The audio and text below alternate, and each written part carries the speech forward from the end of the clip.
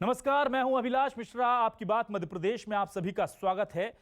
आज एमपी की हम बात कर रहे हैं कोरोना में आपदा काल में किस तरह से सियासत चली और उसके बाद अब हड़ताल का एक तरह से कहा जाए कि पूरा जाल सा बिछ गया है। अभी जूनियर डॉक्टरों की हड़ताल खत्म नहीं हुई कि 50,000 नर्सिंग कर्मचारियों ने अपनी मांगों को लेकर मोर्चा खोल दिया है। उधर बिजली विभाग के कर्मचारी भी अपनी मांगे नहीं माने जाने से नाराज हैं। आखिर सरकार जो वादे करती है उस पर अमल क्यों नहीं करती, ये बड़ा सवाल है। ऐसे में कोरोना और दूसरी समस्याओं से निपटने के बदले सरकार अब आपदा में आंदोलन से घिर गई है। आखिर बार बार ऐसी स्थिति क्यों बन रही है जिसका खामियाजा प्रदेश की जनता को भुगतना पड़ रहा है, इसी पर करेंगे आज आपकी बात।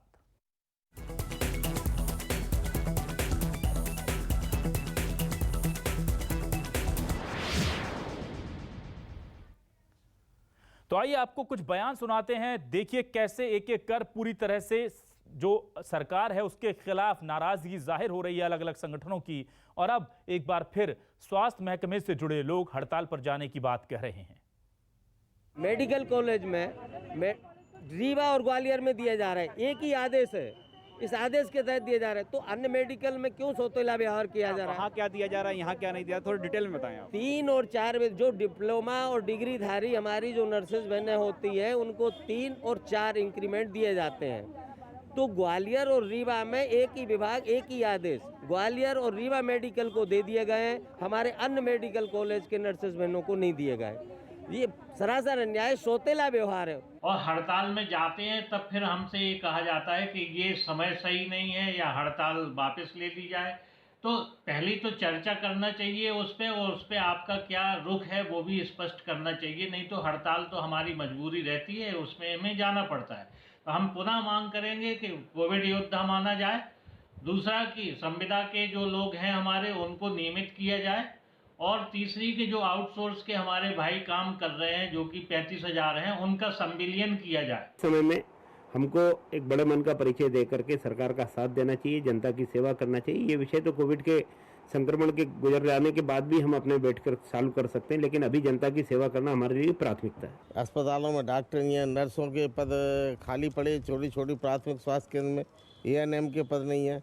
मध्य प्रदेश के स्वास्थ्य से खिलवाड़ कर रहे हैं पूरी तरह से। आज मध्य प्रदेश का जनमानस, नौजवान बेरोजगार से तड़प रहा है, बेरोजगारी से। और आइए अब देखते हैं कि न्यूज़ 24 मध्य प्रदेश छत्तीसगढ़ उठा रहा है क्या सवाल। हमारे आज के सवाल क्या हैं ये हम आपको दिखाते हैं। हमारे आज के सवाल जो हैं वो आपको हम दिखाने जा रहे हैं। मध्य प्रदेश में कोरोना काल में क्यों फैल जाता है हड़ताल का जाल, बार बार ऐसी स्थिति क्यों बन रही है। जूड़ा के बाद अब नर्स और स्वास्थ्य कर्मियों ने खोला मोर्चा। बिजली कर्मचारी भी विरोध को तैयार।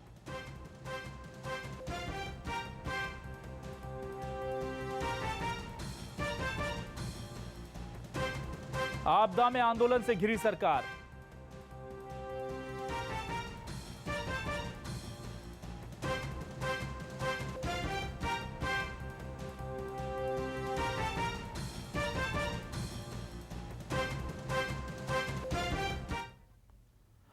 तो आइए सीधे रुक करते हैं। हमारे साथ मेहमान जुड़ चुके हैं संजय यादव जी, कांग्रेस के वरिष्ठ विधायक हैं। संजय जी, बहुत बहुत स्वागत है आपका न्यूज़ 24 मध्य प्रदेश छत्तीसगढ़ पर। आपसे मैं जानना चाहूंगा कि क्या आपको लग रहा है वजह है क्यों बार बार आखिर ऐसी स्थिति बन रही है कि मध्य प्रदेश में कर्मचारी हड़ताल पर जाने की बात कह रहे हैं, और जब हम उनकी मांगों को सुनते हैं तो लगता है कि बहुत सी जायज मांगे हैं उनकी, कहीं से भी ऐसी स्थिति नहीं है, और फिर हर बार सरकार कहती है कि कोरोना काल में कम से कम हड़ताल मत कीजिए।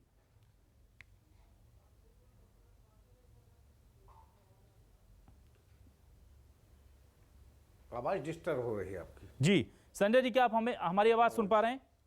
पूरी बात नहीं सुन पा रहा आप। जी हाँ संजय जी, क्या आपको लगता है हड़ताल हाँ, पर बार बार क्यों कर्मचारी जा रहे हैं मध्य प्रदेश के, और सरकार कहती है कि इस टाइम पर हड़ताल ठीक नहीं है, आप इसे कितना जायज मानते हैं? देखिए कर्मचारियों की हड़ताल जाना उचित इसलिए है कि जब सरकार कमजोर होती है तो कर्मचारी समझ जाता है कि सरकार कमजोर है और सरकार में आपसी झगड़ा होने लगा है। तो इनको लग रहा, और कर्मचारियों की मांग जायज़ है, चाहे आज आशा कार्यकर्ता हो, आंगनवाड़ी कार्यकर्ता हो, या जो भी हो, उन्होंने मेहनत की है, काम किया है। जब वो मेहनत करते हैं, काम करते हैं, और महंगाई दर बढ़ गए, दिन पे दिन बढ़ती जा रही, तो जब महंगाई की स्थिति खराब है तो निश्चित रूप से कर्मचारियों को अपनी मांग उठाना जायज़ है और इस मांग का हम लोग समर्थन करते हैं। चाहे शिक्षकों की बात हो, चाहे आंगनबाड़ी कार्यकर्ता की बात हो, या जो भी कर्मचारी हैं, उनका महंगाई के हिसाब से तत्काल उनको राहत देना चाहिए। और उनकी क्योंकि उनको तो राशन भी नहीं मिलती, गरीबी रेखा के नीचे भी नहीं आते हैं, ऐसे लोगों को तत्काल उनका जो भी वेतन भत्ता वो बढ़ाया जाना चाहिए, उचित होगा। इस उनकी मैं मांग के समर्थन में हूँ, क्योंकि महंगाई बहुत ज़्यादा बढ़ गई है। लोगों के पास आज खाने हैं नहीं। आंगनबाड़ी कार्यकर्ताओं ने बहुत मेहनत की, आशा कार्यकर्ताओं ने बहुत मेहनत की, नर्सों ने बहुत मेहनत की। तो जिन लोगों ने मेहनत की है उनका वेतनमान बढ़ाया जाना उचित होगा। जी देखिए संजय जी, लेकिन यहाँ पर एक बड़ा सवाल ये भी है कि अभी तो केवल ये इस पूरे मामले से जुड़े हुए हेल्थ डिपार्टमेंट से लोग हैं। इसके आगे ये भी कहा जा रहा है कि बिजली कर्मचारी भी तैयार हैं। फिर ये कहा जा रहा है कि बहुत सारे पंचायत से जुड़े हुए जो विभाग हैं वहाँ भी तैयारी हो रही है आंदोलन की। तो अब ऐसी स्थिति में आपको क्या लगता है, एक तरफ तो लॉकडाउन, कोरोना, इसकी वजह से वैसे ही मध्य प्रदेश बहुत पिछड़ गया है, पूरा देश पिछड़ गया है, ऐसे में लेकिन अब वापस आने की जो रफ्तार है वो कहीं ना कहीं प्रभावित हो सकती है।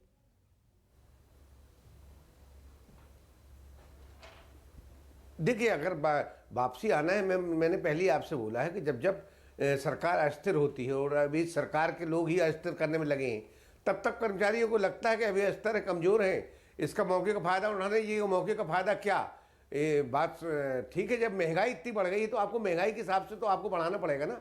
डीजल पेट्रोल का भाव कहाँ जा रहा?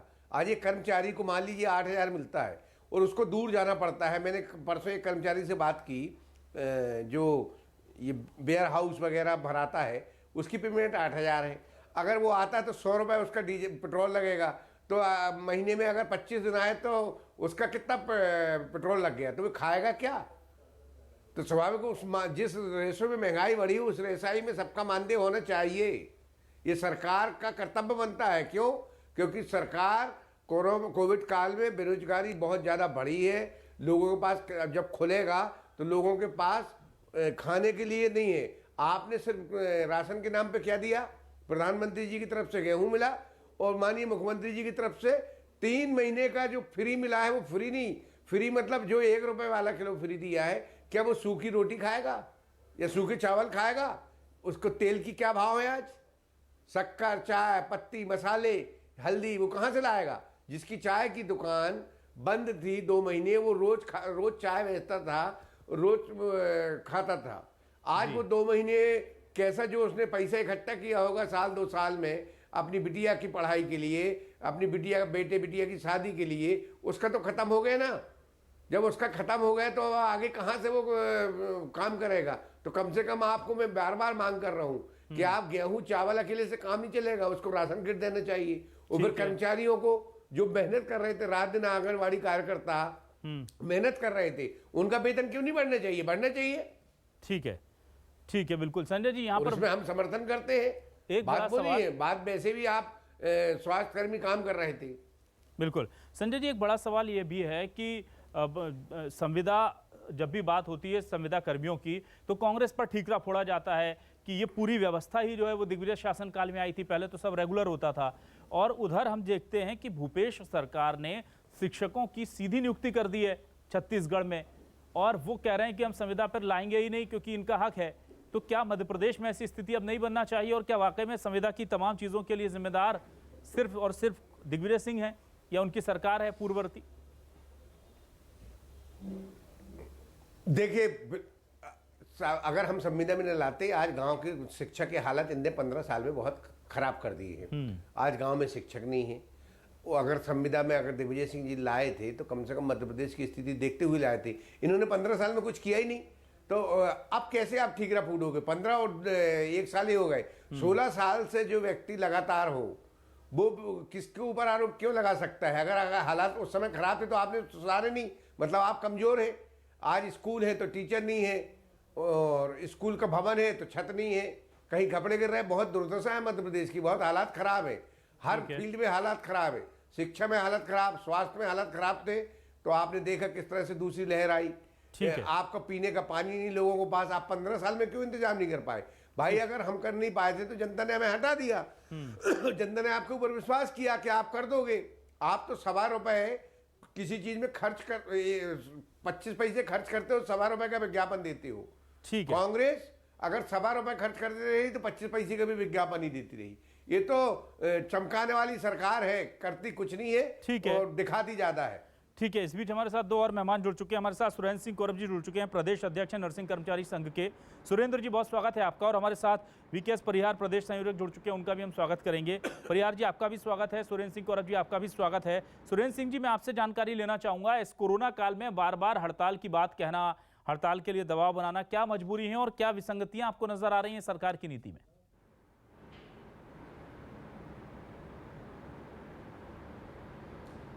मेरा मानना है। जी, बोलते रहिए आप। हेलो, आवाज आ रही है क्या हमारी? आप बोलते रहिए सुरेंद्र जी। आपकी आवाज चली? जी जी, मेरा मानना है कि ऐसे कोरोना काल में स्वास्थ्य कर्मी, चाहे वो हमारा नर्सिंग संवर्ग का हो, चाहे चिकित्सा अधिकारी हो, चाहे वो किसी भी कैडर के हमारे स्वास्थ्य कर्मी हो, निश्चित ही उन्होंने अपनी मेहनत और लगन के साथ कोविड के दौरान परिवार की चिंता करे बगैर, खुद की चिंता करे बगैर रात दिन मेहनत कर मरीजों की सेवा की है। उसके पश्चात भी उन्होंने अपनी चिंता नहीं की कि मुझे ऑफ मिल रहा है, मुझे छुट्टी मिल रही है, नहीं मिल रही है, किसी को कोई छुट्टी नहीं मिली। परंतु संघ के द्वारा लगातार नर्सेस कर्मचारियों की और भी अन्य कैडर की लगातार मांग की जा रही है कि हमारी ये जो जायज मांगे हैं उनको पूरा किया जाए, और आज से नहीं, विगत कई वर्षों से की जा रही है। यहाँ तक कि शासन के आदेश है, विभाग एक है, उसके बाद हमारे साथ सौतेला व्यवहार किया जा रहा है विभाग के द्वारा। क्या मांगे हैं सुरेंद्र जी, क्या मुख्य मांगे हैं? हमारे दर्शकों को जरूर बता दें। वेतन वृद्धि दी गई। हमारी मुख्य मांग है कि जो नर्सेस कर्मचारी हैं, जो स्टाफ नर्स है, उनको नर्सिंग ऑफिसर बनाया जाए, जो नर्सिंग सिस्टर है उनको सीनियर नर्सिंग ऑफिसर बनाया जाए। इसमें सरकार का कोई, विभाग का कोई खर्चा नहीं करना है। अन्य प्रदेशों में भी कर दिया है, केंद्र सरकार ने भी कर दिया है। दूसरी हमारी मांग है कि सेकंड ग्रेड पे इनको दिया जाए, ताकि इनका जो वर्षों से लंबित वेतनमान है उसमें बढ़ोतरी नहीं हो पा रही हो, ये लगातार अपनी मेहनत सेवा करते हैं, इनका वेतनमान बढ़ा दिया जाए, सेकंड ग्रेड पे दे दिया जाए। तीसरी मांग है कि चिकित्सकों को स्वास्थ्य विभाग में 500 रुपए प्रति रात्रि आकस्मिक चिकित्सा भत्ता दिया जाता है, जबकि उनके साथ हमारा नर्सिंग संवर्ग और भी अन्य कैडर के, चाहे वो चतुर्थ श्रेणी हो, तृतीय श्रेणी हो, लगातार रात दिन काम करते हैं। तो उनके साथ संलग्न इन कर्मचारियों को भी नाइट अलाउंस दिया जाए। जब उनको दिया जा रहा है तो इनको भी दिया जा सकता है। दूसरा हमारा जो है कि सीसीएफ जो कटौतरा होता है जी, उन नर्सों को कटौतरा तो किया जाता है, उनको अभी तक भी प्राण नंबर नहीं दिया गया, जिससे उनका लेखा जोखा नहीं है, उनको ये पता नहीं है कि हमारा कितना पैसा कटा और कहाँ जमा हुआ, और जमा हुआ तो वो हमें वापस कैसे मिलेगा, क्या होगा। इसके लिए भी हम लगातार मांग करते आ रहे हैं, कई बार चर्चा भी हुई है, लेकिन वो आज तक प्राण नंबर नहीं दिया गया है। जिससे दुर्भाग्यवश अगर किसी हमारे कर्मचारी घटना कोई घटित हो जाती है तो उनको मिलेगा नहीं। नर्सिंग कैडर का संचालनालय स्तर पर डिप्टी डायरेक्टर का पद उनके नाम से स्वीकृत है, परंतु उनको ना बिठाकर अन्य कैडर के चिकित्सा अधिकारी या जिसको बिठाना बिठाते हैं, जबकि उनको उनके हक का अधिकार देना चाहिए। ठीक है, अब हम चलते हैं सीधे वीकेएस परिहार जी के पास। और भी जो हमारी 8 सूत्री मांग। सुरेंद्र जी, मैं आऊंगा आपके पास, हम वीकेएस परिहार जी के पास भी चल लेते हैं। परिहार जी, मैं आपसे जानना चाहूंगा, आप लोगों की क्या मांगे हैं, क्या दिक्कतें हैं, और हड़ताल पर जाने का मन क्या आप बना चुके हैं? क्योंकि बार बार कहा जा रहा है कि ऐसी स्थिति में हड़ताल ठीक नहीं।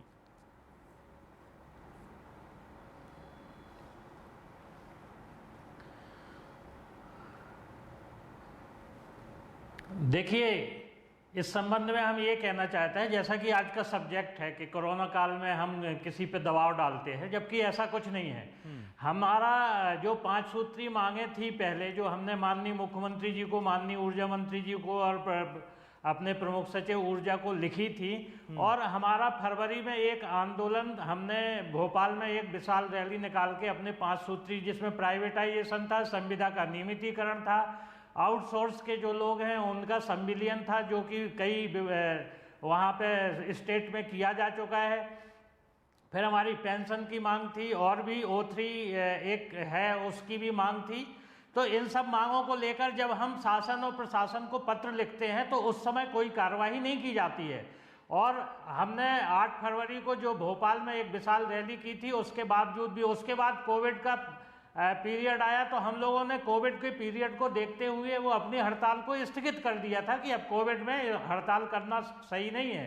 ठीक है। लेकिन हम आपके चैनल के माध्यम से ये कहना चाहते हैं कि कोविड पीरियड में मध्य प्रदेश विद्युत मंडल की जितनी भी वितरण कंपनियां हैं, उनके लोग इस कोरोना काल में पूरी 24 घंटे अपनी ड्यूटी दी है। हम मानते हैं कि स्वास्थ्य विभाग डायरेक्ट उनके टच में रहता है, लेकिन जो विद्युत व्यवस्था है पूरे मध्य प्रदेश की, जिससे कि हॉस्पिटल भी चलते हैं, ऑक्सीजन प्लांट भी चलते हैं, कोविड सेंटर भी चलते हैं, उनकी मांग हमने अपने लोगों को वैक्सीनेशन के लिए और कोरोना योद्धा मानने के लिए हमने माननीय मुख्यमंत्री जी को, माननीय ऊर्जा मंत्री जी को, माननीय ज्योतिरादित्य सिंधिया जी को और माननीय राज्यपाल जी को, सबको लगभग 13 पत्र लिखे अभी मार्च के बाद से, कोविड पीरियड होने के बाद, लेकिन उन पे कार्रवाई नहीं होती है।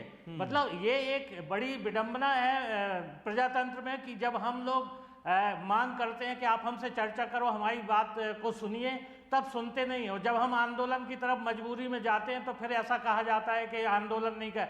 अभी हमारे 22 कर्मचारी संघ है जो आउटसोर्सिंग का, उनने 10 तारीख को एक दिवसीय आंदोलन का किया था।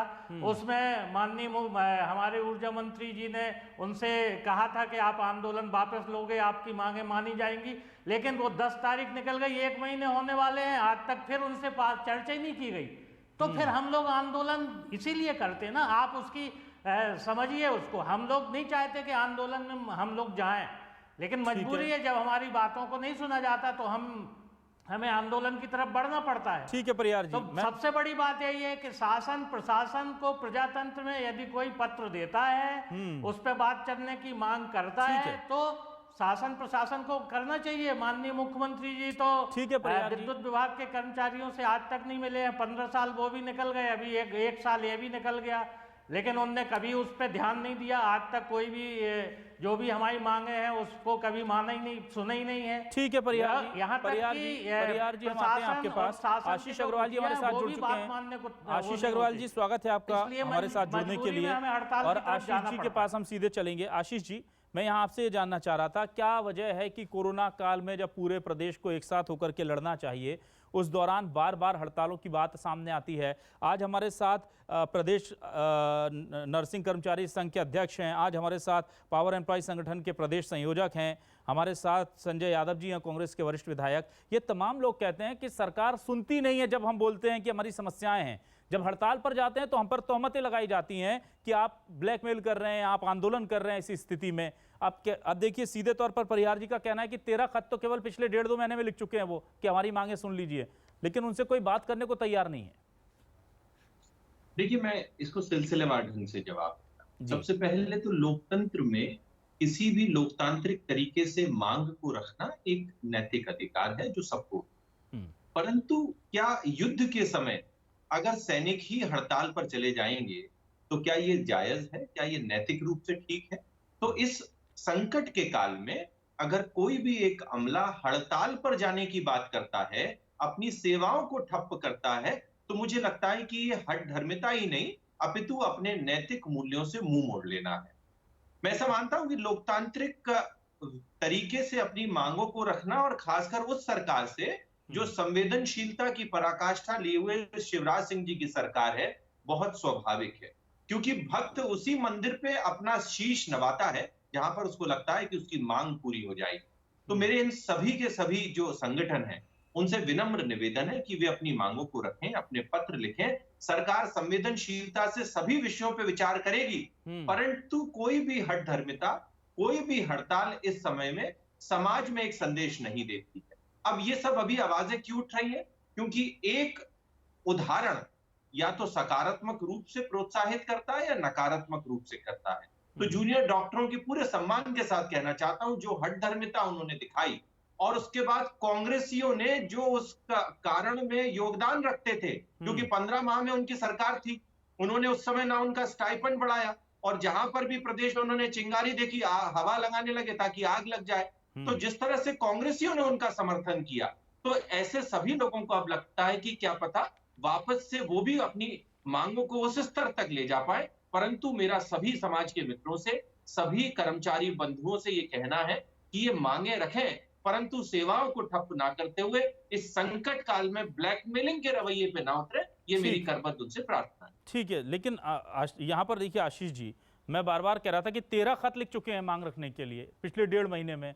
उसके अलावा कई बार बोल चुके हैं कि हम इतनी तारीख से आंदोलन करेंगे अगर बात नहीं करेंगे, और साफ तौर पर कहना है कि बात करने को कोई तैयार ही नहीं है। और एक को नहीं, लगभग बीजेपी के हर बड़े नेता को पत्र लिख चुके हैं, उनसे मिलने की कोशिश कर चुके हैं।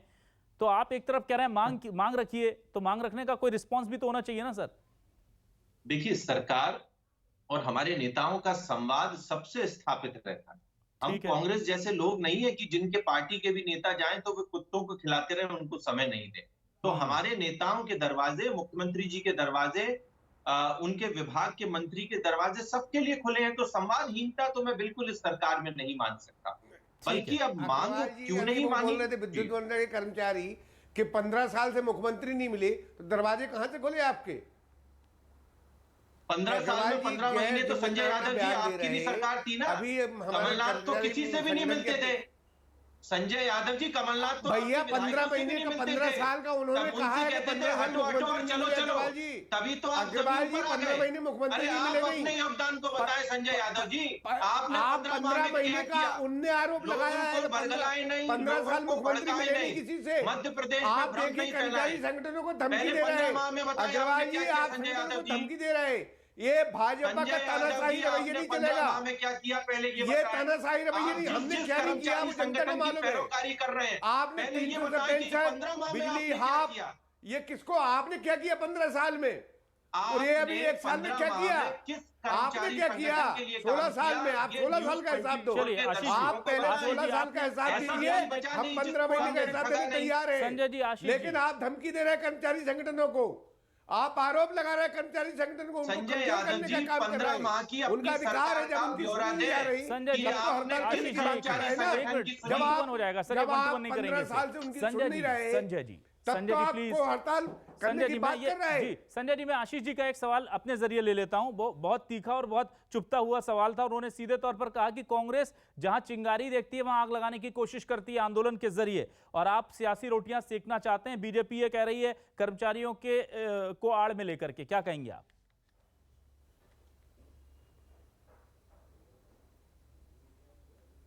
मेरे से पूछ रहे हैं आप? जी संजय जी, देखिए, स्वाभाविक रूप से जब कोई कर्मचारी संगठन अपनी बात रख रहा है और सरकार उसकी सुन नहीं रही, तो वो बेचारा क्या करेगा?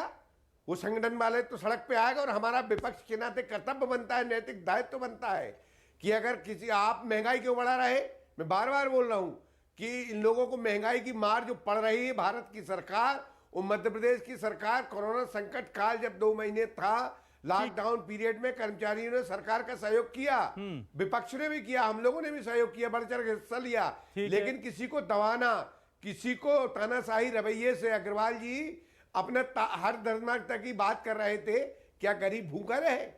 आप ऐश करो। इसलिए सभी संगठनों को अगर चेतावनी देने के बाद सरकार उनकी नहीं सुनती तो हड़ताल में हम लोग भी सहयोग करने तैयार हैं। ठीक है, मैं आ रहा हूं। सुरेंद्र जी, बहुत कम वक्त बचा है। सुरेंद्र जी, आपसे बहुत संक्षेप में जानना चाहूंगा, क्या सरकार से संवाद स्थापित करने की कोशिशें आपने पूरी की हैं, और की हैं तो कितनी बार? हमारे दर्शकों को बता दें, समय कम है, थोड़ा जल्दी बताएं सर।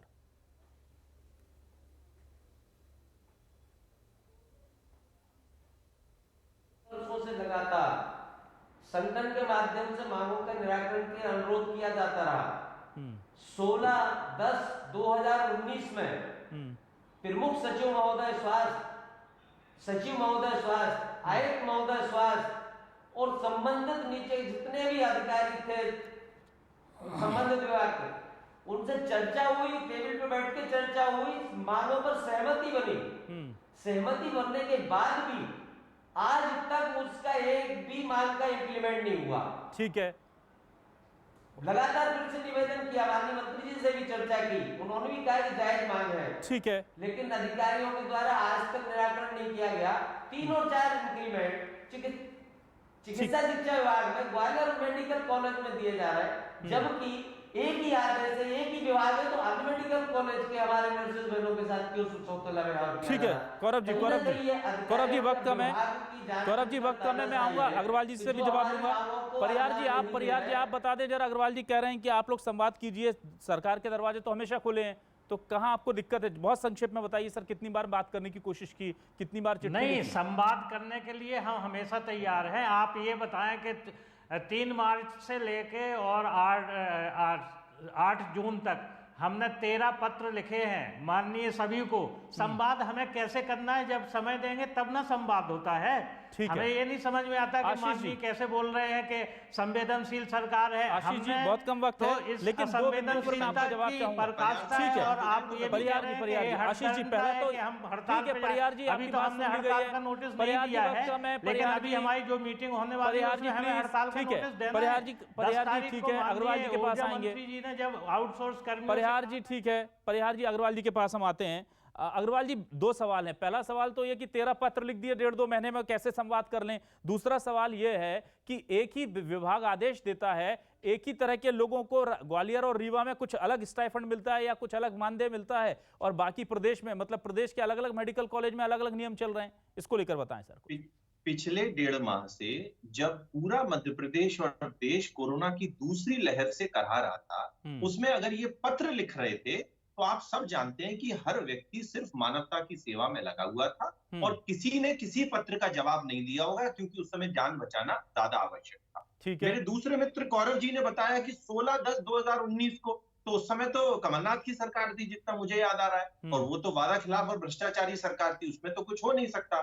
तो अब जब से हमारी सरकार आई है, हम 2 कोरोना की वेव संभाल रहे हैं, और अगर इनमें से किसी को भी अगर संवादहीनता की तकलीफ है तो मेरे से आके मिले, मैं मंत्री जी के साथ स्वयं ले चलूंगा, इनकी मांगों पे सुनवाई होगी और सरकार दिशा निर्देशों को समझते हुए और उसके क्या परिप्रेक्ष्य है उस पर निर्णय लेगी। परंतु संवादहीनता शिवराज सिंह जी की सरकार में नहीं होती। कांग्रेसी तो सिर्फ मध्य प्रदेश को आग लगाकर लाशों पे रोटियां सेकना चाहते हैं। ठीक है, कांग्रेसी जिस संगठन की पैरोकारी करते हैं, पहले ये बता दें कि 15 माह में उनके लिए क्या किया। ठीक है आशीष जी, बिल्कुल वक्त कम है। आशीष जी बहुत बहुत शुक्रिया, और अच्छा लगा हमें कि एक सकारात्मक बात आपने कही है। सुरेंद्र सिंह कौरव जी, वीकेएस परिहार जी, आपने सुना आशीष जी ने कहा है कि अगर संवाद की कहीं कोई दिक्कत है तो आप सीधे उनसे बात कीजिए, और वो खुद मंत्री से इस पूरे मामले को लेकर के एक सकारात्मक हल की कोशिश करेंगे। हम यही चाहते हैं कि हड़ताल में या हड़ताल के बाद भी मध्य प्रदेश में ये जो कोरोना काल है उसमें ये सब चीजें देखने को ना मिलें, और बेहतर हो कि अब सकारात्मक और स्वर्णिम मध्य प्रदेश की तरफ एक बार फिर हम आगे बढ़ें, क्योंकि हमें लगता है कि बुरा वक्त गुजर चुका है और सबको एक बार फिर एक साथ चलने की जरूरत है। बहुत बहुत शुक्रिया हमारे तमाम मेहमानों का, संजय यादव जी आपका, आशीष अग्रवाल जी आपका, सुरेंद्र सिंह कौरव जी आपका, और वीकेएस परिहार जी आपका। आज आपकी बात में बस इतना ही।